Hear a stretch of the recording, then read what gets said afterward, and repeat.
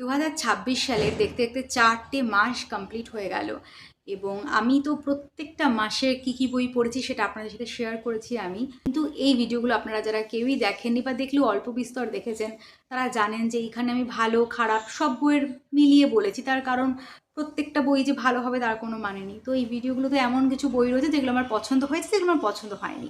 তাই আমি এই ভিডিওটা করছি একদম সেই বইগুলোকে নিয়ে যেই বইগুলো আপনাদের একদম পড়ে দেখতেই হবে, মানে পড়ে দেখতে পারেন বা ভালো লাগতে পারে এরকম টাইপের না, এগুলো আপনারা পড়ে দেখুন এবং আমার মনে হয় আপনাদের খুব ভালো লাগে। আরেকটা কথা বলে রাখছি, যারা আমার এই বই পড়া 2026 এই প্লেলিস্টটা যারা ফলো করেন তারা দেখতে পাবেন যে আমি এপ্রিলের আগে পর্যন্ত, মানে এপ্রিলের ফার্স্ট 15 ডেজে কী বই পড়েছি সেটা সম্পর্কে ভিডিও করেছি, কিন্তু শেষের 15 দিনে কী বই পড়েছি সেটা সম্পর্কে আলাদা করে ভিডিও বানাচ্ছি না। তার কারণ যে দুটো বই পড়েছি দুটো বই আমার চমৎকার লেগেছে এবং সেই দুটো বই আমি এই লিস্টেই রেখে দিয়েছি। এই লিস্টে রয়েছে আমার পড়া 7টা বই, যেগুলো বললাম যে 2026 সালে পড়েছি এবং আমার খুব ভালো লেগেছে। আপনারাও পড়ে দেখুন, আশা করি বেশ ভালো লাগবে। তাহলে চলুন শুরু করা যাক। প্রথম যে বইটার কথা বলবো সেটা হলো পোস্ট মাস্টারনির কথা। বইটা ভীষণ পাতলা, ভীষণ ছোট্ট একটা বই, আমি এই বইমেলা থেকেই কিনেছিলাম।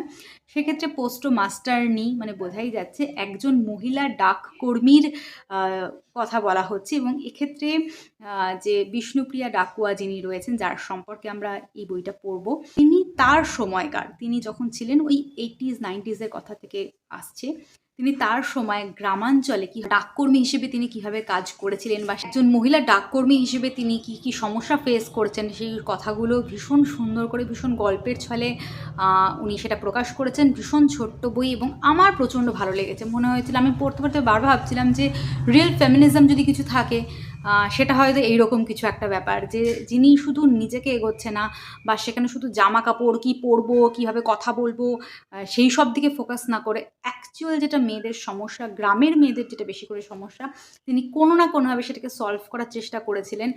কিছু অংশে করেছিলেন, এটা বলতে পারি যে একজন মানুষ তো সব কিছু চেঞ্জ করে দিতে পারে না, তো কিছু অংশে এটা পেরেছিলেন এবং সেই কথা লেখা আছে এবং আমার প্রচণ্ড ভালো লেগেছিল। পরের যে বইটার কথা বলবো সেটা হলো সৈয়দ মুস্তাফা সিরাজের লেখা অলিখ মানুষ। এই বইটা যখন আমি পড়া শুরু করেছিলাম তার আগে থেকেই জানতাম যে বইটা প্রচণ্ড ফেমাস বই এবং আমি ভাবছিলাম যে আমার ভালো লাগবে কি লাগবে না, কিন্তু at the end of the day আমার বইটা প্রচণ্ড পছন্দ হয়েছে।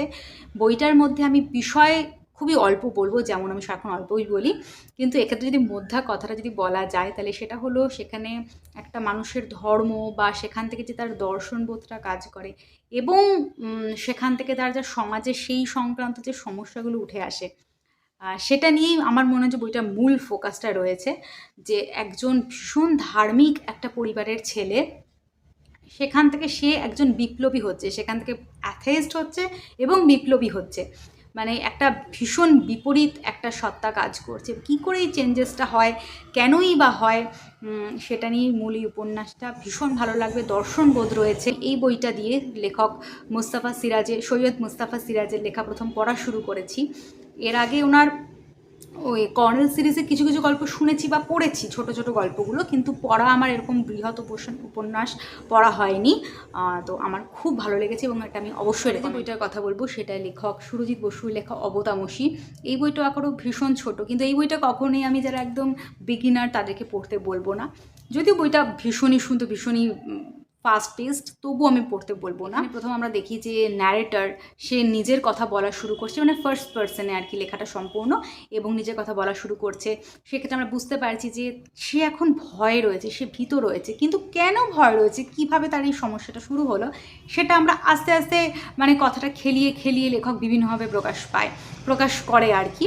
সেক্ষেত্রে আমরা বুঝতে পারি যে যিনি আর কি ন্যারেটর, তিনি যথেষ্ট ওভার স্মার্ট, একদম যে এক কথা হলে ওভার স্মার্ট। সে সারাক্ষণ অন্যকে ট্রিক করছে, নিজের ফায়দাটা যেভাবে হয় সেটা দেখানোর চেষ্টা করছে, সেটা ভাবার চেষ্টা করছে, কিন্তু at the end of the day কীভাবে তার এন্ড হয়, এন্ড মানে কি বলছি সেটা বুঝতেই পারছেন, সেটা পড়লে আপনারা আরও ভালো করে বুঝতে পারবেন।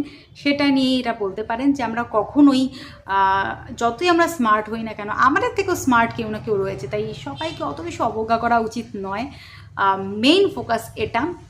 আমি তো অবশ্যই রেকমেন্ড করব। ভীষণ ভীষণ উইটি, ভীষণ স্মার্ট। পরের যে বইটার কথা বলবো সেটা মৃত্তিকা মাইতির লেখা পাখিঘর। এবং মৃত্তিকা মাইতির একটা বড় যে উপন্যাস দিয়েই আমার এই বইটা দিয়ে পড়া শুরু, এবং আমার প্রচণ্ড এক্সপেকটেশন ছিল এবং সেটা ফুলফিলও হয়েছে। এক্ষেত্রে আমরা প্রথমেই দেখতে পারি একটা মেয়ে, তার নাম পরমা, এবং সে একটা মেয়েদের একটা আশ্রম, যার নাম আশ্রয়, সেখানে সে যোগদান করছে অ্যাজ আ হোম মাদার, মানে সেখানে যারা রক্ষণাবেক্ষণ করে সেই কাজে নিযুক্ত হচ্ছে। এবং সে, আমরা বুঝতে পারি উপন্যাসটা চলাকালে যে তারও কিছু, এই যে পরমা বলে যে মেয়েটি, তারও কিছু পাস্ট কিছু রয়েছে, সেটা আমরা আস্তে আস্তে জানতে পারবো। এবং তার পার্সপেক্টিভ থেকেই সমস্ত আশ্রয়ের মেয়েদের কথা, এই হোমের মেয়েদের কথা কিন্তু আমরা জানতে পারি।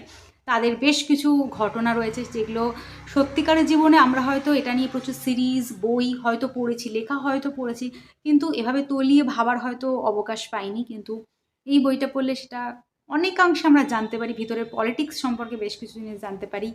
আমার তো প্রচণ্ড ভালো লেগেছে, একটা খারাপ লাগা কাজ করেছে, তারপরে আমি প্রচণ্ডভাবে উপভোগ করেছি, এবং এই বইটা আমি অবশ্যই রেকমেন্ড করব। পরের যে বইটার কথা বলবো সেটা আবারও সৈয়দ মুস্তাফা সিরাজের লেখা একটা বই, স্বপ্নের নিচে দাঁড়িয়ে। এবং এই বছরই আমি দুটো বই পড়ে ফেলেছি লেখক সৈয়দ মুস্তাফা সিরাজের, এবং দুটো বই এত অনবদ্য। মানে লেখক সৈয়দ মুস্তাফা সিরাজও আমার খুব পছন্দের একজন লেখকের মধ্যে একজন হয়ে উঠেছেন।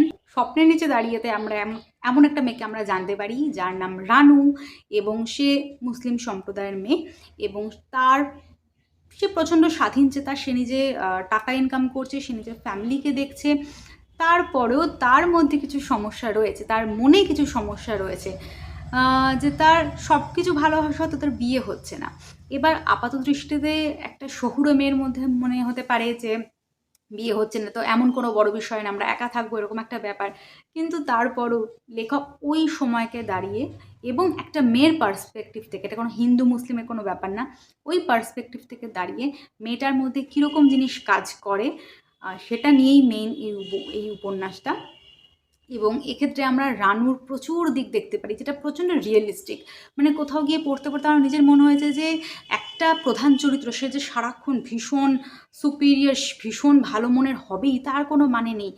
তার যে নিজের মধ্যে যে একটা ভীষণ রিয়েলিস্টিক জিনিসগুলো দেখানো হয়েছে, সেটা আমার খুব পছন্দ হয়েছে। ওভারঅল পুরো উপন্যাসটি ভীষণ সুন্দর, প্রচণ্ড ছোট্ট আকারের উপন্যাস, এক সিটিংয়ে পড়ে ফেলতে পারবেন এবং অবশ্যই পড়বেন। এর পরের যে দুটো বইয়ের কথা বলবো, এই দুটো বই আমি পড়েছি এপ্রিল মাসের শেষের দিকে। প্রথমটা হলো সাদাত হোসেনের লেখা আরশিনগর। এটা তুলনায় বৃহৎ আকারের উপন্যাস, যেটা বললাম আগের বইগুলো তুলনায় একটুখানি বড় উপন্যাসটা। এবং এই বইটা আমি জাস্ট দুদিনে শেষ করে ফেলেছি, মানে এতটাই ইন্টারেস্টিং বইটা। আমরা উপন্যাসের শুরুতেই দেখি যে আরশি বলে একটি ছোট কন্যা সন্তান সদ্য ভূমিষ্ঠ হয়েছে এবং তার মা মারা গেছে, এবং এই রকম সময় আরশি কী করে বেড়ে উঠছে এবং তার পারিপার্শ্বিক পরিবেশ। আরশির কথা যতটা না রয়েছে তার সাথেও কিন্তু অন্যান্য আরও অনেক চরিত্র আছে। অবভিয়াসলি একটা বড় উপন্যাস হলে যা হয়, প্রচুর চরিত্র রয়েছে, তারাও বিভিন্নভাবে এই গল্পের মধ্যে কোনো না কোনো পার্ট প্লে করছে। সেটা কিভাবে করছে সেটাই আপনারা পড়লে বুঝতে পারবেন। তো এই উপন্যাসটা নিয়ে আমি খুব বেশি কথা বলতে চাই না, কারণ এই বইটা নিয়ে আমার ডেডিকেটেড একটা লং ভিডিও করার ভীষণ ইচ্ছে আছে। আমার মনে হচ্ছে বইটা নিয়ে আমি অনেক কিছু কথা বলতে চাই। তাই আপাতত আপনারা যদি এইটুকুন আপনারা সন্তুষ্ট থাকেন, আপনারা যদি এইটুকুন শুনে যদি কিনে নিয়ে যদি পড়তে চান, তাহলে অবশ্যই পড়ে দেখুন। আরেকটা বই রয়েছে, এখানে রয়েছে মেঘেদের দিন, এটাও আমি খুব তাড়াতাড়ি পড়ে দেখবো, একই লেখকের লেখা। তো এই উপন্যাসটা আপনারা অবশ্যই পড়ুন। এরপর যে বইটার কথা বলবো সেটা হলো উল্লাস মল্লিকের লেখা বন্ধকনামা। এই বইটা কেনার পিছনে আমার একটাই কারণ ছিল, যেটা আনন্দের বই এবং এটার দাম রয়েছে 100 টাকা। মানে আনন্দের বই আর 100 টাকা, মানে দুটো জিনিস যে এতটা বিপরীত ধর্মী, তো আমার মনে হচ্ছে এটা কিনে তো দেখা যাক। কারণ উল্লাস মল্লিকের ছোট কিছু হাসির গল্প আমি পড়েছি, কিন্তু আমার কোনো বড় উপন্যাস বা যেটা হাসির নয় সেরকম আমার কিচ্ছু বলা, ট্রাই করে দেখা যেতে পারে। এক্ষেত্রে আমরা দুটো প্রধান চরিত্রকে মেইন দেখতে পাই। সেটা হলো একজন হলো যিনি একদম সুদখোর একজন মানুষ, যিনি আগে তো গরিব ছিল কিন্তু আস্তে আস্তে নিজের বুদ্ধিকে কাজে লাগিয়ে তিনি এখন ধনী হয়ে উঠেছেন। অন্যদিকে দেখতে পাই যে একটা ছোট্ট মিষ্টি প্রেমের একটা সম্পর্ক, সেটা আদতে তো প্রথমে মিষ্টি প্রেম মোটেও ছিল না, কিন্তু আস্তে আস্তে সেখানে একটা ভালোবাসার জন্ম নেয় এবং সেটা আলাদাই একটা তৈরি হয়। এবং অন্য ক্ষেত্রে বললাম ওই সুদখোর মানুষটি। এবং এই দুটো প্লট লেখক এমন সুন্দর করে জুড়ে দিয়েছেন যেখানে অবশ্যই একটা কানেকশন রয়েছে। বললাম সুদখোরের যে কথা, তার প্রভাব কিভাবে এদের মিষ্টি প্রেমের সম্পর্কে পড়ে বা প্রেমের শুরু করার মধ্যে এদের প্রভাব বিস্তার করে, আবার অপরদিকে এই প্রেমের সম্পর্কটা সেটা কিভাবে সুদখোরের জীবনে প্রভাব বিস্তার করে সেটাও আপনারা পড়ে বুঝতে পারবেন। আমি তো বলবো অবশ্যই ট্রাই করুন, বেশ ভালো লাগবে এবং এন্ডিংটা আমার বেশ স্যাটিসফাইং মনে হয়েছে। পড়ে দেখুন, আশা করি খুব ভালো লাগে। ছাড়াও উল্লাস মল্লিকের দুটো বই আমার নিজের উইশ লিস্টে আমি রেখেছি। প্রথমটা হলো অবাক সামথিং, অবাক পাঠশালা, অবাক পাঠশালা, একটা হচ্ছে গিয়ে গল্পের গাধা। এই দুটো বই আমার পড়ে দেখার ভীষণ ইচ্ছা আছে, আশা করি খুব তাড়াতাড়ি পড়ে দেখতে পারি। এই হলো 7টা বই, যে বইগুলো আমি একদম আপনাদেরকে অবশ্যই রেকমেন্ড করব, আপনারা পড়ে দেখুন, আশা করি আপনাদের খুব ভালো লাগবে। আশা করি আজকের ভিডিওটা আপনাদের খুব ভালো লেগেছে, হেল্পফুল মনে হয়েছে। নমস্কার।